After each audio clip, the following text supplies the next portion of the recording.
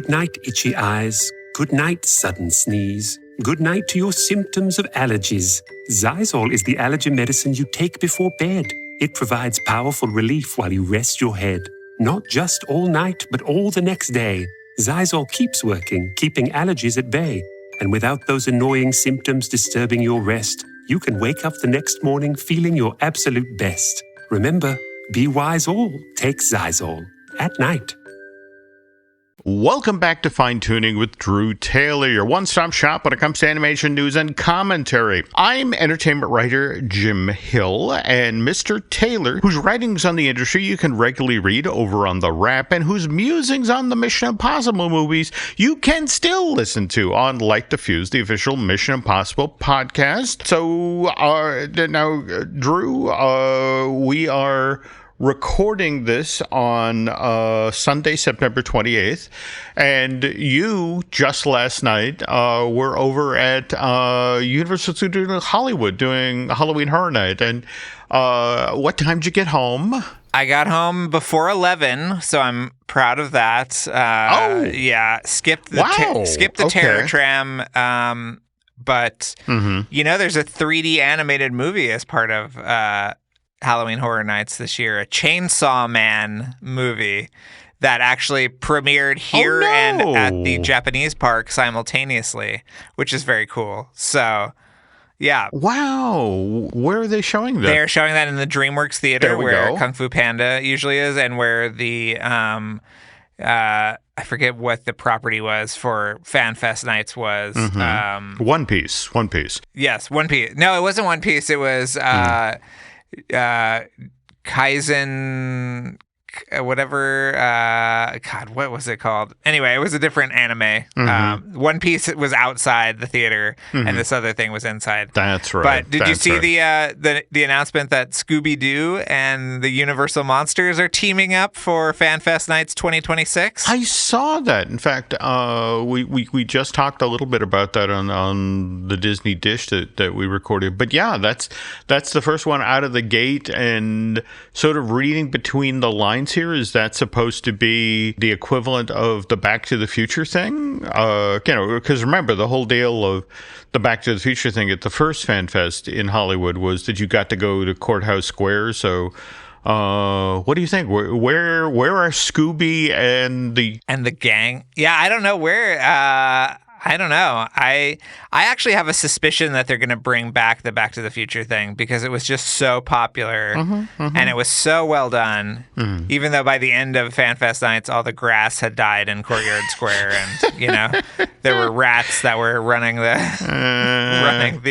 gas station by that time. But yeah, but I'm really excited to hear what the other properties are going to be. But man, Jim, I've never seen a crowd like that at HHN before. I mean, we're talking 30, 40 minutes in the fast lane for some of these houses. So, yeah. Well, again, appreciate that you went out, and in fact, and the fact that you made an effort to see the animated thing. So, thank you. Yes, of course. Going above and beyond here. So, anyway, we have a lot of news this week, folks. So, before we get to that, just want to remind you our sponsor is unlockmagic.com, and this is where you can get real discounts on Walt Disney World and Universal Orlando tickets, sometimes upwards of 12% off. And just so you know, Unlock Magic is run by the exact same team behind the DVC rental store and the DVC resale market. Now, Drew was just talking about going to Halloween Horror Night, again, the Hollywood version. But what's cool about Unlock Magic is they can get you tickets to other after-hours events, the ones in Florida, like Halloween Horror Nights at Universal Studios Florida. On the other hand, if you were thinking about doing Mickey's Not So Scary this year, too late. Completely sold out for 2025. I think there are still tickets for Halloween Horror Night out on the East Coast. I was just looking at that. Likewise, Mickey's Very Merry for this year, but 3 dates for that are already gone. Jollywood Nights seems to have lots of availability. But anyway, again, you want to get tickets to these things, go to unlockmagic.com. And when you get your tickets, let them know that it was Jim and Drew that sent you. Anyway, back to the news of the week, folks. And we're recording a little earlier than usual. So we just got the box office numbers for this weekend, or the initial box office projections. We want to have the hard numbers for Monday, or till Monday. So it's not really a surprise that the Paul Thomas Anderson One Battle After Another did as well as it did. Were you intrigued to see how the two animated films that are also in theaters right now did this past weekend? Yeah, lay it on us, Jim. I haven't had a chance to look at the box office, so this is all news to me. So give us the goods. Okay. What was interesting is that right behind One Battle After Another was Gabby's Dollhouse, the movie, that Universal Pictures release of the DreamWorks animation production. I want to say they're now saying that One Battle After Another did 22 million domestic ticket sales, and I guess they're being a little slippy-slidey with Gabby. That's 13, possibly 14. But then behind that is Demon Slayer, Kimetsu no Yogeba Infinity Castle, starting its third week in domestic release, and again, kind of possibly 5, maybe 6 million. But what did you make of this decision by Crunchyroll to they're mounting an Oscar campaign for Demon Slayer? Did you see that announced this past week? I saw that. I saw that. I think that's ambitious. I also think it's interesting because that will be the third Sony movie that will be campaigned for the Best Animated Feature Oscar, because obviously we have K-pop Demon Hunters. We do. As well as Scarlet, which is coming out in December. So, yeah, it'll be interesting to see how they kind of like... You know, Jim, when a studio has multiple movies that are up for a category, it's always interesting to see how they kind of allocate their resources. So, yeah. It's interesting you bring up K-pop Demon Hunters, because I wanted to ask you about this, because, you know, in order to qualify for an Oscar for Best Animated Feature, you have to do it. Are the rules still the same? A 2-week-long run in theaters in New York and LA? Yeah. Okay. All right. Yeah. Because, you know, again, what kind of muddied the waters here is that, you know, I want to say it was like 4 weeks ago we got our sing-along version of K-pop Demon Hunters, but that was only in theaters for like a weekend, right? So yeah. Okay. All right. I have to imagine that it played a Netflix-owned theater for 2 weeks at some point. There we go. There's the Bay and the Palisades, and they own the Paris and New York, and so I'm sure that it played some theater that we have no idea about for 2 weeks. All right. And if it hasn't, it will. How about that? There we go. Now, I wanted to ask, you know, this decision by Crunchyroll to mount a campaign for Demon Slayer. How much of that do you think comes on the back of what happened with Flow last year, taking the 2024 Academy Award for Best Animated Feature? I mean, you and I know there's always been a slot for an indie movie, the G-Kid slot, as we like to call it. But yeah, I think that Flow, which was released by Sideshow, and Janus really showed you that there can be another player in that mix.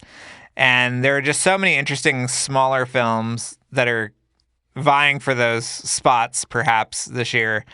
Whether it's Little Amelie, which I saw at Annecy and loved, and Chow and Arco from Neon. Yeah, it's going to be a really interesting race. I'm really excited to see what kind of nets out. And then there's big movies like Zootopia 2 that we haven't seen. All true. But... you know, we'll know more about very soon. So, yeah, I don't know. It's a really interesting year, yeah. Now, speaking of the things that made it an interesting year, I mean, normally, you know, Pixar is always a big dog when it comes to award season. And this year, given what happened with Elio, that, you know, it's interesting that others in the industry sort of looked and went, ooh, opportunity. And speaking of... Did you watch Elio yet? No. Oh my God! Well, if you want to submit your resume for a new co-host of an animation podcast, we'll have a PO box. Yeah. To be fair, I did sit down and spend 2 hours watching all 4 episodes of Marvel Zombies. In fact, I even did my due diligence and went back and watched the 5th episode of season 1, which the What If Zombies episode. So I was properly teed up and caught all the little Easter eggs, like for example, how the Captain America that's in the Marvel Zombies is the same one from the What If episode, because he only exists from the waist up. Right. But there's also the Paul Rudd Ant-Man who's also wearing, true. He's a head and he's wearing Doctor Strange's cape. There we go. Yeah. Well, I get it. I love that. Wingardium Leviosa. It was all right. That's fun. But I again, it was just like I have to watch. But again, it's just that's for work, and Elio at this point is like, I want to sit down and have some fun. So I'm it's on the list. Did you like Zombies?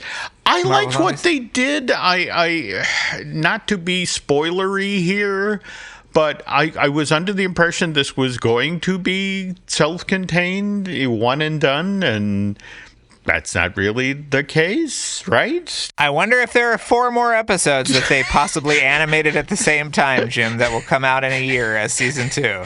I wonder. All right. Well, okay.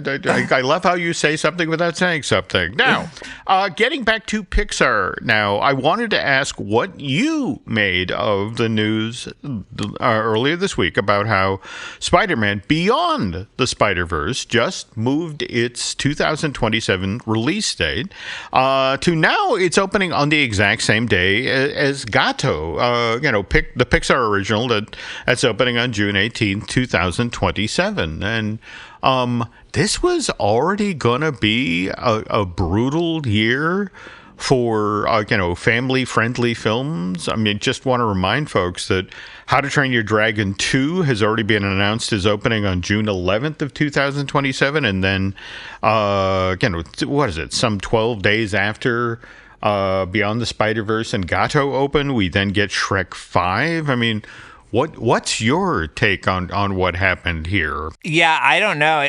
And also Super Mario Brothers is that summer, right? Oh, Super God, Mario, you're right. That's Galaxy movie is that summer too. Okay. Yeah, so I don't know. I mean, Super Mario is April 3rd. I could see Gatto moving to March.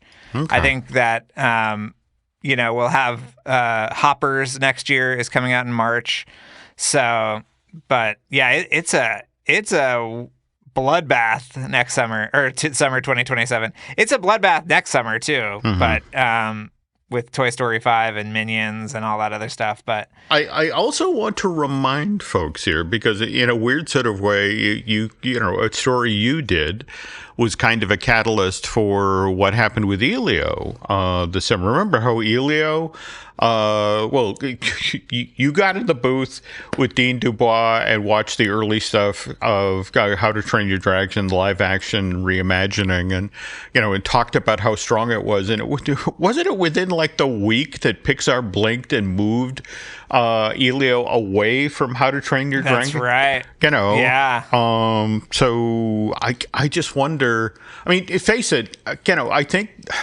I mean, I mean this in the kindest possible way, but given what just happened with Elio, I think that there's a sense out there now that Pixar, at least the originals at Pixar, aren't what they once were. An automatic given that an audience will show up for these things in a theater, and especially in the summer of 2027, where, as you mentioned, we've got a sequel to Super Mario Brothers, a sequel to the live action How to Train Your Dragon, and the long-awaited Shrek 5.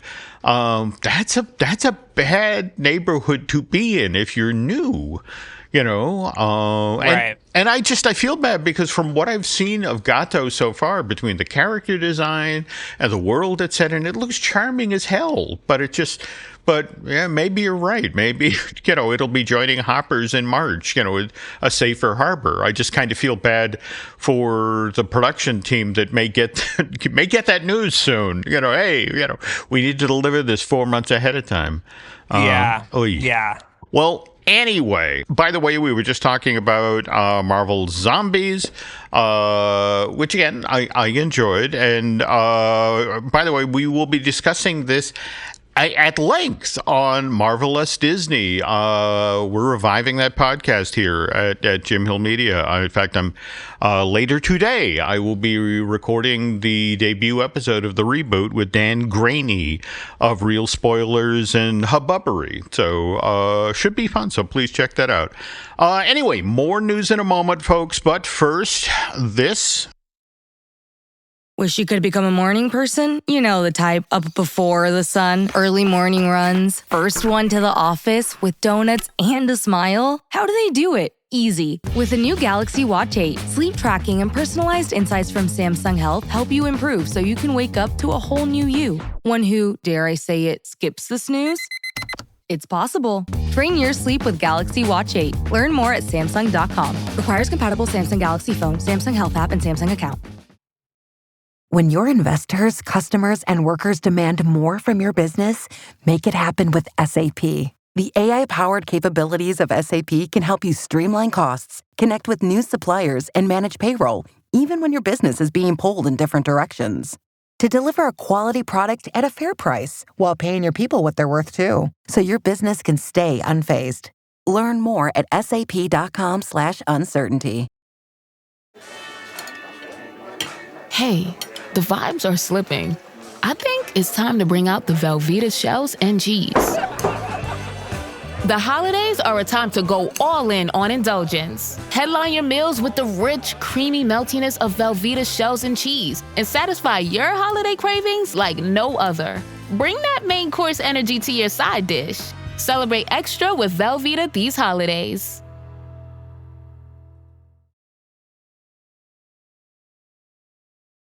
And we're back.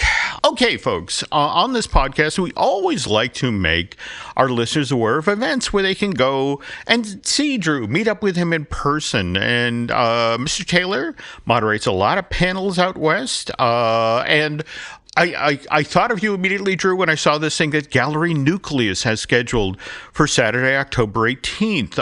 The Art of K-Pop Demon Hunters. I guess it's the kickoff of an exhibition at this gallery in Alhambra. But there'll be a panel on the 18th from 2 to 4 p.m. And when I asked you when we were pre-gaming today's show, you basically said, don't know yet, right? Yes, I don't know yet. I think that weekend I have I have another thing that I don't know if it's public or not, but I'm moderating a conversation with Rebecca Miller, who is Henry Miller's daughter, Jim, who you'll appreciate, and also Daniel Day-Lewis's wife, who made this amazing Scorsese documentary that's coming to Apple TV+. So we're going to be chopping it up about Scorsese. I think that's that weekend, so I'm going to see if I can do both, or if they want me, who knows. All right. Okay. Yeah. I will be intrigued to see where you land, or more to the point, how fast you can drive your car, to get from one panel to another. Yes. I have another K-pop thing that I'm doing. Hold on. I'm going to find the date.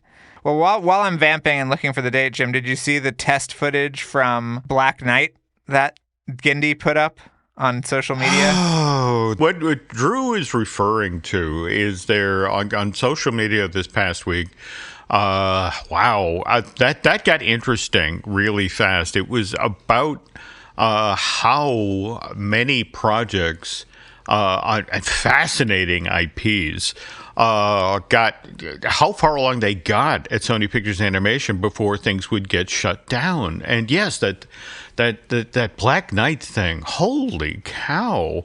That's great, right? Yeah, no, absolutely. But at the same time, it was interesting to have a number of folks who had worked at Sony Pictures Animation, whether on the record or off the record, just talk about how frustrating it was that they had all of this amazing stuff in the works, and then someone further up the food chain would just shut it down like, nah, I don't know if there's an audience out there for that movie. I don't know. It is just such an interesting time that, you look at something like that where you have, and I'm not going to lie, there's a lot of stuff that Sony Pictures Animation has done that has made it to market that I've really enjoyed.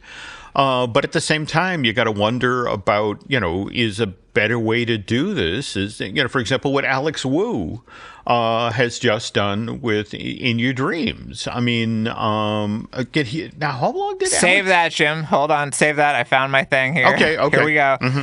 Okay. The Infinity Festival, on October 10th, I will be moderating a K-pop Demon Hunters panel called The Creative Minds of K-pop Demon Hunters with Michelle Wong, the producer who I love to death, Jackie Priddle, who's a co-producer, and Josh Beveridge, who is the animation director. So there you go. Friday, October 10th, 10 to 10:45 a.m. Okay. Be there or be square.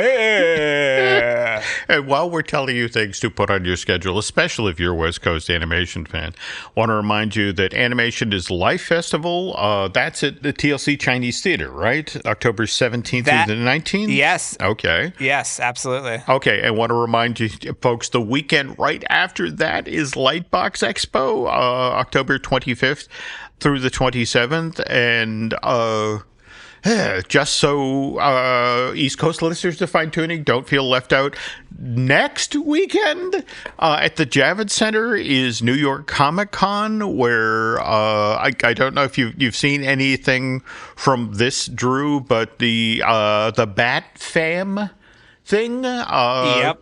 Sort of what is it? It's basically the series that came out of that Merry Little Batman holiday special from 2023 that I think we both really enjoyed because of the crazy design and the writing on that. Yes, and there's also a Batman animated family thing where they're having 5 creators from different Batman animated projects throughout the years be on the same panel, which sounds really cool. That does sound really cool. Yeah, and speaking of Gendy, that he's revealing the third season of Primal is going to be there. And he's going to say what the concept is and all of that. So, yeah. Wow. Okay. Lots of things to keep an eye on from Comic-Con. Yeah, from New York Comic-Con. Now, so, yeah. I again, want to do right by Alex Wu. So let's go back to In Your Dreams for a moment. So again, this is Netflix. This is November 25th. But this is Alex, who worked for years for Pixar, walked out the door and set up his own animation studio, right? Yes, Cuckoo Studios. Mm-hmm. And, there's a charming trailer out there right now for In Your Dreams. I think it's worth it alone for the obnoxious stuffed giraffe character. But that looks like a fun film, especially when we're all trapped at home with our relatives for Thanksgiving. If you're looking for something to sit down and watch with the family. But anything else you want to share about In Your Dreams? I have seen it. I think that's okay to say. It's really great. Mm-hmm. I'll have an interview with Alex coming out soon, and yeah, he's a wonderful guy, and he made us an animated series for Netflix, and then they were like, how about a feature? And so he came up with this, and he's talked a lot about how dreams are like kind of the one thing that animated features have always tried but haven't cracked. In terms of that, we've done emotions, we've done monsters, we've done, so he really wanted to make this the kind of like ultimate animated dream movie. Wow. And I think he did it. So, yeah. Okay. All right. Look forward to seeing the finished product. So now, just to zip back to Bat Fam, the animated series, this is being done by executive producer and showrunner Mike Roth. And again, if you're going to New York Comic Con, the panel where he talks about Bat-Fam. That's Saturday, October 11th, 12:30, and room 405. Now, if on the other hand you want to be the next Mike Roth, sadly at this point you're going to have to make plans to take part in next year's 24-hour animation contest for students. Have you heard about this, Drew? This is the 23rd year they've been doing it. In fact, the registration for it closed this past week, September 26th. And the idea is that and if you're an animation student, and you assemble a team, and with the notion of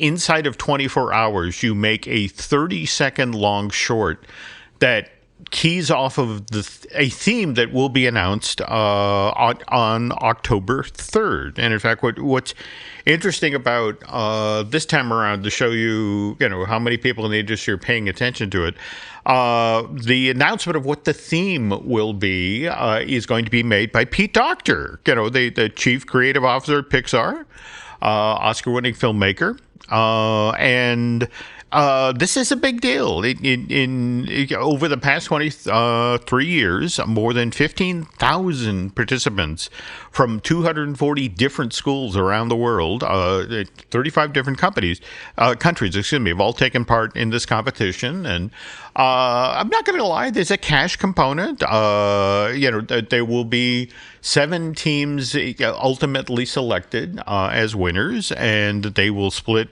a cash prize of, over $120,000.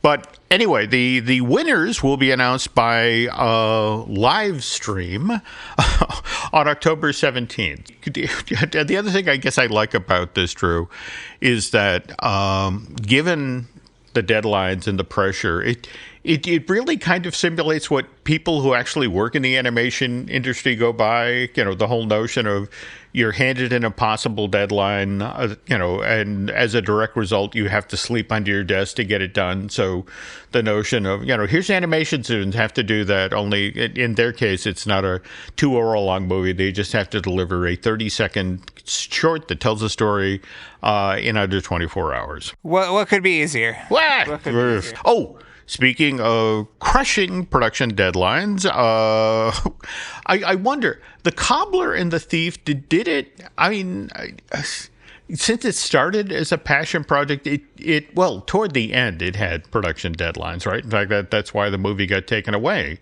It was, I think the Weinsteins actually were the ones putting those. Yeah, well, I think that the Weinsteins were the second ones to sort of rip it out from under him. But tell you what, folks, Richard Williams has a brand new book, Adventures in Animation, which takes a look back at what happened with the Cobbler and the Thief. And when Drew and I get back from this break, we'll talk more about that book.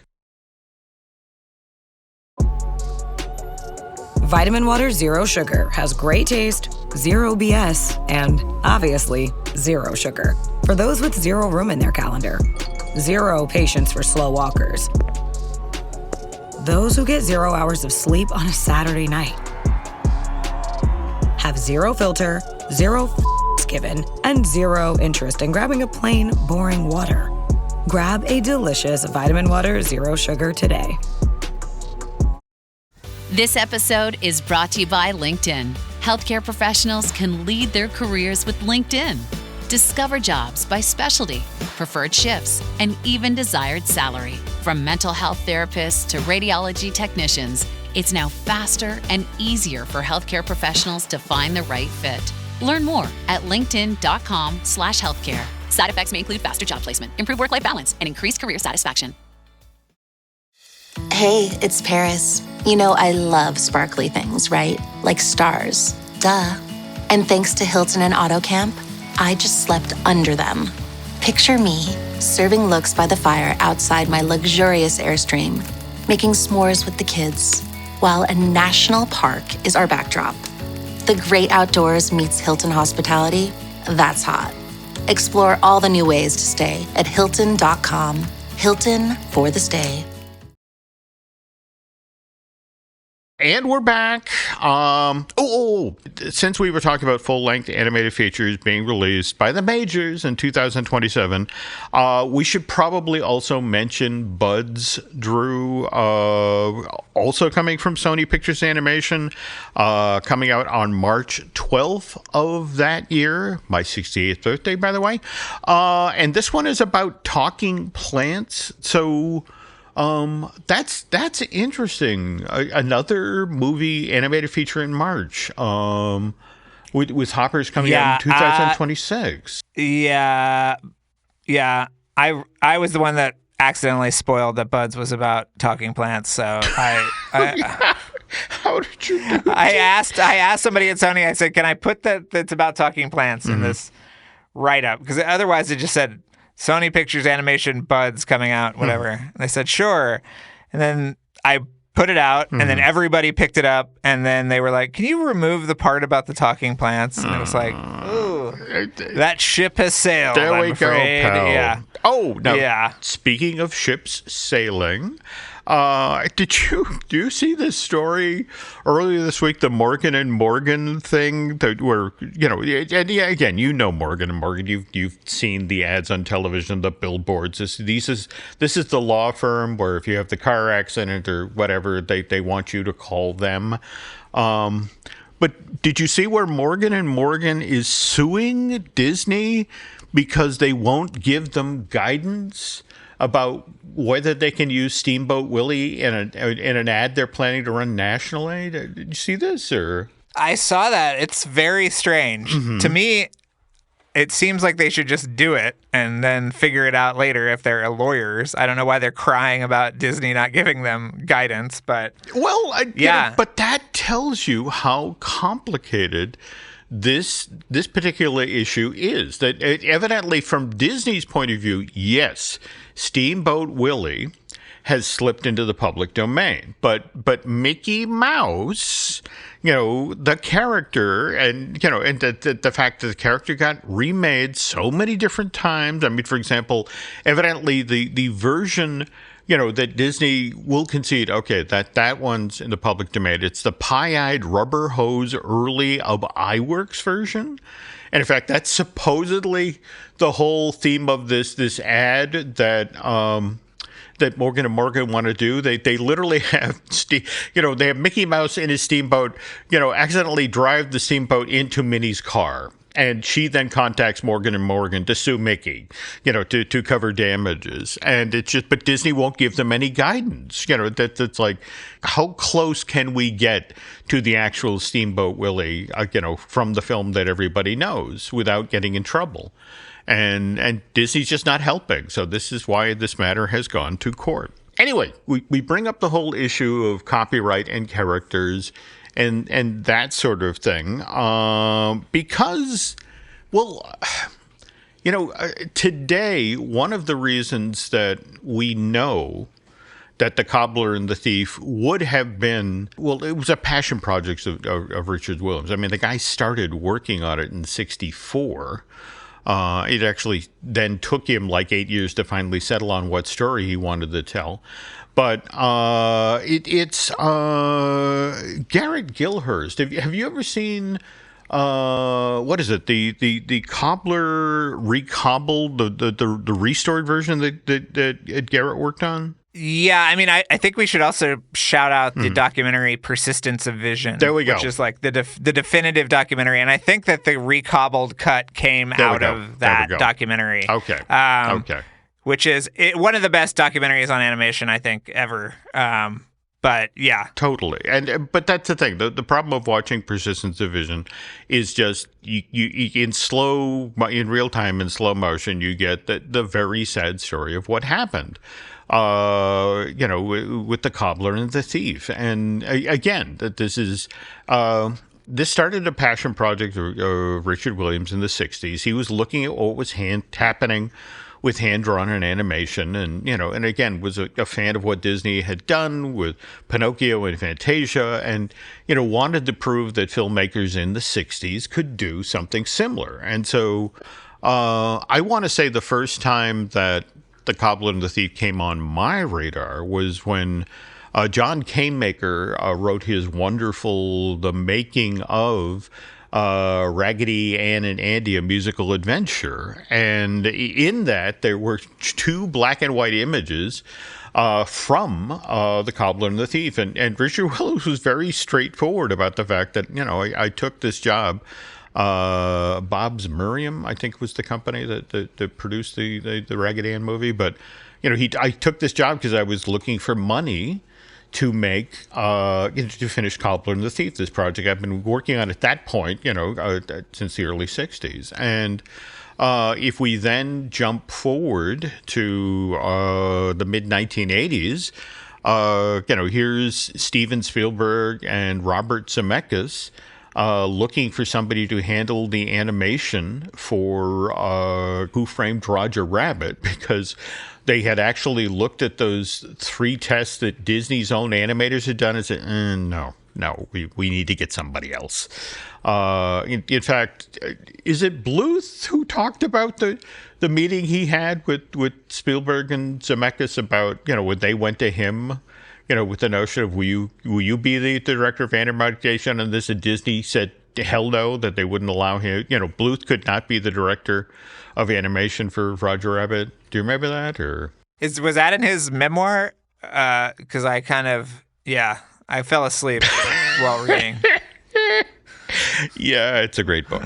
Anyway, so what's kind of interesting about how Richard got the job is he showed Stephen and Robert 20 minutes of finished footage for Cobbler and the Thief, and they were dazzled. And it was just sort of like, well, yes, you're the guy we want for Roger Rabbit. And what was kind of inferred at the time is that if Richard would set aside working on Cobbler and the Thief and concentrate on getting Roger Rabbit done, is that when that project was completed, that Spielberg and Disney would then give Richard the time and the money to complete Cobbler and the Thief, and then one of the 2 entities there would get it out into theaters. And what happened next is, well, they had a locked-in release date for Who Framed Roger Rabbit. They had a June 1998 release that they just could not move from. They had already signed the deal with Coca-Cola for Diet Coke to be a sponsor. They had already signed the McDonald's deal, and they weren't going to make the deadline. So they hired Dale Baer's studio to do the Toontown section of the film. And that's great stuff, and we love and miss Dale very much. We do. They did amazing work, but while Richard and his team concentrated on sort of the scenes with Jessica Rabbit and Roger and Baby Herman and Benny the Cab, but in light of that situation, the budget for Roger just ballooned. And they had to hire this outside studio. The offer to give him the money to complete the film and then release it quietly went away from Spielberg and Disney. But what's kind of interesting is when Roger Rabbit came out, summer of '88, was a smash hit, went on to win multiple Academy Awards. Warner Brothers stepped up to the plate and it said, all right, we'll be the studio. That finishes this film. We'll give you the money, we'll give you the time. But I think, as you mentioned, with Persistence of Vision, he missed a deadline, right? He was supposed to deliver the film by 1991, and Richard admitted that he missed the deadline, but it was like, do you give me 6 months, I can finish this movie? And they said no and took it away from him, right? Yeah, I mean, the documentary is really interesting because it goes into his kind of obsessive, he was basically the Kubrick of animation, and there's this amazing shot that he did with the kind of like King Vizier character with the cards, Jim, and he had to repaint all the cards or something. I mean, it's absolutely insane. The other fascinating thing about the documentary is devote a whole segment to how much was lifted from The Thief and the Cobbler for Aladdin. Yeah. In a really fascinating way. I mean, it is very hard, and especially understanding that Richard, what was interesting is a lot of folks who worked at Disney, who worked on, Roger Rabbit, then, went on to work on Aladdin, and Cobbler and the Thief is a work in progress, was shown at Disney because it was one of these things everybody in the industry knew how dazzling individual scenes of this were. And it's honestly tough to look at the finished Cobbler and the Thief, especially Zigzag, the Grand Vizier, the character voiced by Vincent Price, Princess Yum Yum, and the Sultan, and not look at them and go, that's Jafar, that's Jasmine, and that's the Sultan. I mean, there's enough of a template there that's kind of uncomfortable. And especially when you factor in that, what was it? We didn't, because first there was the Fred Calvert version of, the company that effectively, when Warner Brothers took Cobbler and the Thief away from Williams, the guy they handed it to get it done. And then that version didn't do all that well in theaters. And I want to say that's when the Weinsteins got involved and were like, okay, give it to us. We'll recut it. We'll fix this. And so there were two attempts at making, all of the raw material that Richard had into a finished film. Yeah, I feel like it was eventually put out as a DVD in like cereal boxes. Oh yeah, like that is. I mean, yeah. I mean, and that was the thing. People would look at it and go, "That's dazzling. What do we do with it?" But the weirdest bend on this story is evidently at Annecy in the year 2000. And this is after the two aborted versions, so to speak, of the film had theatrical runs. And so there's just kind of a smoking crater where the Cobbler and the Thief existed. But evidently, it's Annecy, it's 2000. Richard Williams runs into Roy E. Disney at that year's event and persuades him to come back to his hotel room. And he has a VHS copy of the work print. And he shows it to Roy, and he tells the story of what happened to this movie. And Roy is like, okay, we're going to fix this. They get so far as evidently Don Hahn was going to be the producer of the restoration, so to speak. But this all goes south when Eisner and Roy E. Disney have their falling out, and Roy walks away from the company in 2003, and then the whole Save Disney thing starts. But, there was evidently, I mean, I forget, does Persistence of Vision talk about this at all? No, they don't talk about this at all. This is news to me. Okay. Yeah. All right. But ultimately, again, as Drew mentioned, coming out of this documentary, we have the wonderful work that Garrett Gilhurst did, it created this nonprofit to do a restoration of the work print. And we have, as Drew mentioned, we have the Cobbler and the Thief, the recobbled version. And this is what we have to date. And I bring this up, not only to remind folks that Adventures in Animation, who I learned it from, and what I did with it, the Richard Williams memoir, so to speak, that stateside edition of this book came out just last week, September 23rd. Interesting, the UK version has been out since August of last year. I don't understand the delay. But anyway, to sort of bring this full circle here, folks, over the past month, there has been a lot of discussion about the Magnificent Ambersons. Have you seen this, Drew? The notion of... Oh, boy. Yeah. There we go. All right. See, this is the thing. The Magnificent Ambersons is the famous Orson Welles follow-up to Citizen Kane. And walk me through the story here. That he's working at RKO. He finishes Magnificent Ambersons. He leaves for South America to start shooting It's All True.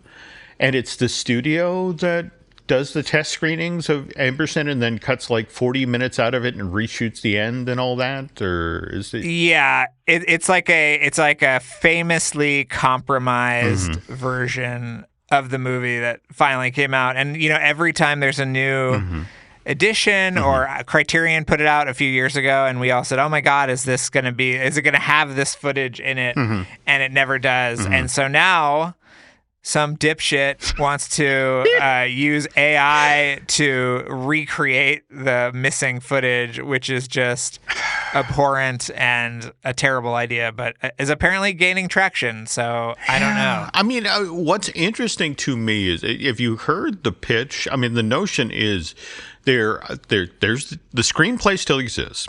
They have the storyboards. They have a lot of production stills from the actual shooting that include images from the scenes that were shot out of the movie. So there is raw material to work with.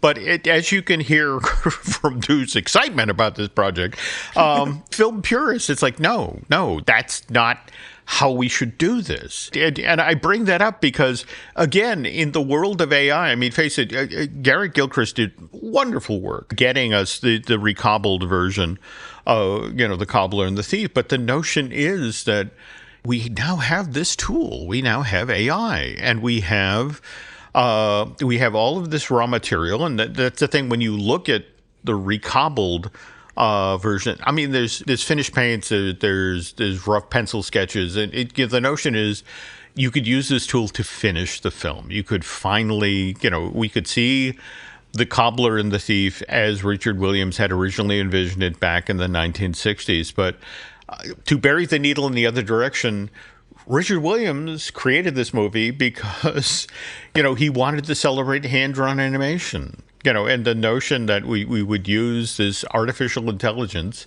to complete, what was supposed to be the ultimate human hands-on piece of art. That's hard to justify. No thanks. Okay. No thanks. I'd rather watch a pencil test than some AI slop. I'm sorry. That's just where I'm at. And it's interesting you bring that up. Because I was lucky enough, this would have been 1980. I was living in Boston. I was running a movie theater in Acton, Massachusetts. I had a friend who ran an art gallery that sold Disney cells. And again, to give you some idea how long ago this was, Drew, it's like I come in and he'd have artwork up on the walls from like The Rescuers and Pete's Dragon. And, he's like, well, you're going to have to pay a whole $40 for it. And it's like, oh, my God. It's like, wow. But one day he said, oh, I just got this invite from Disney. They're doing a test screening down in Boston. Do you want to come? And it's like, yeah, sure. And so we end up, I want to say, at the Pie Alley Theater in Boston. And it's a test screening of The Fox and the Hound. And what they did is we're like the two adults in this theater where, we just watched school bus after school bus of kids who've been recruited from local schools. They it was like a 10 o'clock in the morning screening. And they, I want to say like 60% of this movie was still pencil test. And it was so powerful in that form. And by the way, in this version, what movie was it? It was Fox and the Hound, and this was the version when Chief died. When he there we go. When he got hit by the train. And I have to say, when I finally got to see it in theaters like 15 months later, I just been telling friends for months about, oh my God, this new Disney film they're doing, the next generation Bambi, and to finally see it in full color, in finished animation, with the changed ending, with Chief, it was like, they ruined the movie. It wasn't as powerful, as it had been in raw pencil form, with the finished paint and all that. It was a very strange lesson to learn early on that, a film, even in storyboards, even in, rough pencil sketches, can have a power that a finished, edited movie with a full score just can't deliver on. But anyway, okay, so again, just a reminder, brand new, terrific new book, Adventures in Animation, and As I think you were teasing about, as we were in break, this is we lost Richard a couple of years ago, didn't we? Yes, this is a Richard Williams book, From Beyond the Grave. Yeah, so still well worth reading. Also, I want to say that Richard Williams, did this thing at Annecy, as Conan would say, in the year 2000. For all you Conan heads out there. Okay. Yeah. All right. This is why even now, even though Charles Hood, Drew's co-host on Light the Fuse, the show is on pause. We're hoping it returns, but this is why I listen to your Mission Impossible podcast. You two are so much fun, and more to the point, you share, you talk with so many amazing people who share, and not just great stories about the Mission Impossible movies, but all the other projects they work on. It's great fun, folks. If you're looking for something to listen to in the car, especially in a long road trip, just put it in the lister, Light the Fuse. You're going to enjoy the hell out of it. We do have some podcasts here we also would like you to maybe check out. Again, we've got Disney Dish with Len Testa. We've got the Epic Universal podcast I do with Eric Hersey. He's producer here of the shows here in Jim Hill Media. We also have I Want That Too. That's the Disney Merch podcast I do with Eric's lovely bride, Lauren. Also want to remind you about our Saturday show, Manufacturing the Magic. That's our themed entertainment history podcast. We host that here at Jim Hill Media. That's produced by Noah and Shelley Valladolid. Also want to remind you about The Case 4 with Chris Cox, magician and mind reader. People seem to be really enjoying that one. And also want to remind you again, we're getting Marvelous Disney up out of the ground with Dave Graney. Let's see. Also over on Patreon, of course, we've got Disney Unpacked. Jim Schul and I are working away on our corporate lounges at Epcot show. We just posted for a Patreon exclusive look back at the Viewliner, shortest lived attraction in Disneyland history, only operating for 15 months. And speaking of things running short, we got to close this show down. So want to thank Eric Hersey and David Gray for the great job they do producing and editing Fine Tooning. Also want to remind you folks, if you could please head over to Apple Podcasts and not only rate and review this show, Fine Tooning, but also put in a good word for Light the Fuse. You keep the fires burning.